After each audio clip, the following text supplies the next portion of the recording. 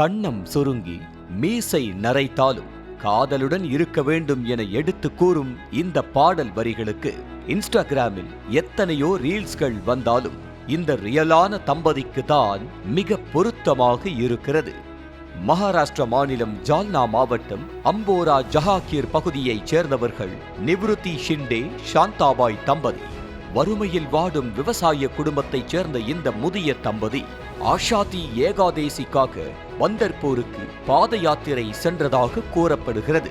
பாத யாத்திரை சென்ற வழியில் நிவ்ருதி ஷிண்டே தனது மனைவிக்கு தாலி வாங்கி கொடுக்க முடிவு செய்திருக்கிறார். 93 வயதான நிவ்ருதி ஷிண்டே தான் சேர்த்து வைத்த பணம் 1120 ரூபாயை எடுத்துக்கொண்டு மனைவியை அழைத்து கொண்டு நகைக்கடைக்கு சென்றிருக்கிறார். முதலில் முதிய தம்பதியின் நலிந்த தோற்றத்தை பார்த்து யாசகம் பெற வந்தவர்கள் என கடை உரிமையாளர் நினைத்திருக்கிறார். பின்னர் தாம் வந்த விவரத்தை எடுத்து கூறிய அந்த முதியவர் சிறுவாடு சேர்த்து வைத்த பணத்தை பையிலிருந்து எடுத்து கொடுத்து ஆசீர்வாதமும் வாங்கியிருக்கிறார். மனைவி மீதான முதியவரின் காதலை பார்த்து நெகிழ்ந்து போன கடை உரிமையாளரான அந்த இளைஞர் இலவசமாகவே தாலி செயின் தருவதாக கூறியிருக்கிறார்.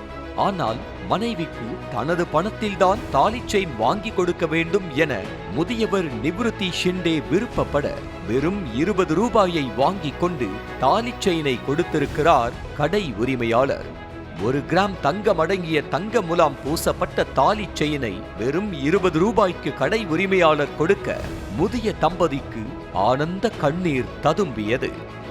இந்த முதிய தம்பதியின் மூத்த மகன் இறந்துவிட இளைய மகனும் குடிப்பழக்கத்திற்கு அடிமையானவர் என கூறப்படுகிறது. ஆகையால் மகனை விட்டு பிரிந்த இந்த தம்பதி தனியாகத்தான் வசித்து வருகிறார்களாம். 1000 கவலைகள் கஷ்டங்கள் இருந்தாலும் இருவரிடையே இருந்த அன்பை வார்த்தைகளால் விவரித்துவிட முடியாதுதான். எந்த சூழ்நிலையிலும் கைவிடாத கலங்கவிடாத இந்த அன்புக்கு மூதாட்டி சாந்தாபாய் கொடுத்து வைத்தவர்தான். இன்ஸ்டாவில் பார்த்து பேசி இன்ஸ்டன்டாக பிரிந்து செல்லும் காலத்தில் 93 வயதிலும் மனைவிக்காக தாலி வாங்க நினைத்த நிவ்ருதி போன்றவர்கள் இருக்கும் வரை காதல் வாழும். அதே போல முதிய தம்பதியின் காதலுக்கு முன்பு பணம் பெரிய பொருட்டே இல்லை என்பதை காட்டிய கடை உரிமையாளரை பாராட்டியே ஆக வேண்டும்.